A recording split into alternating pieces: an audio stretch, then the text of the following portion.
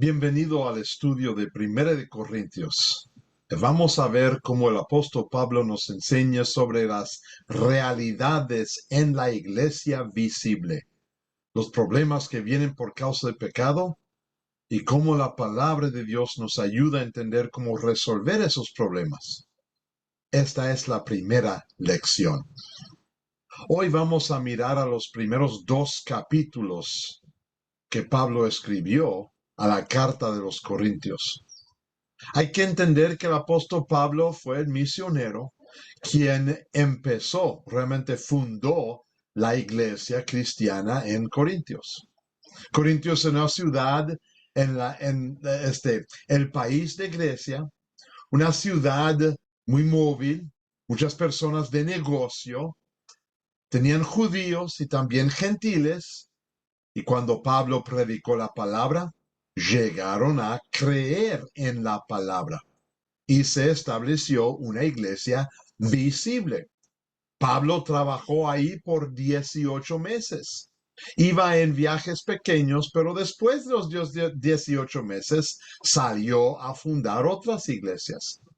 Y como un año y medio más tarde, quizás aún 2 años más tarde, mientras que Pablo estaba en la ciudad de Éfeso, le llegaron cuentos, historias y quizás cartas escritas por personas en la congregación de Corintios hablando de los problemas. Pues Pablo escribe esta carta, 16 capítulos.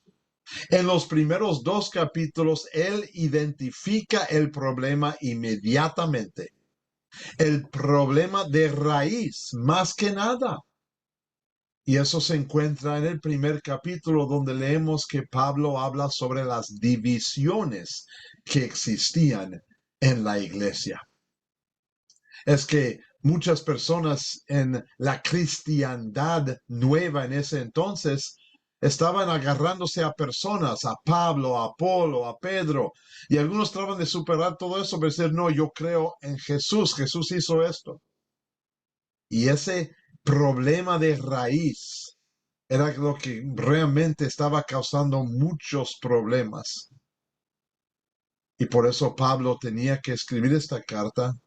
Y él empieza en estos primeros 2 capítulos por hablar sobre la sabiduría de Dios. No la sabiduría de Pedro, no la sabiduría de Pablo, no la sabiduría de Apolos, no. Más tarde en la carta vamos a ver que ellos solamente son agentes, portavoces.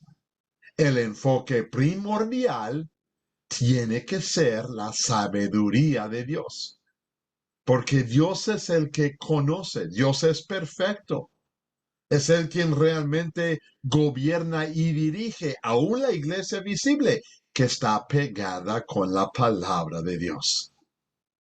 Por eso Pablo habla muy francamente sobre esta sabiduría. No es sabiduría de hombre, no es sabiduría creada por una persona, sino es sabiduría revelada de Dios. Lean los primeros 2 capítulos, vean el problema y vengan a reconocer la sabiduría y aplíquenlo a sus vidas también, porque a veces tú y yo pensamos que podemos averiguarlo por nuestra propia cuenta.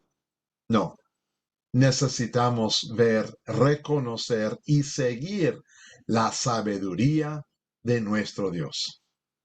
Esto concluye la primera lección. Nos vemos la semana que entra.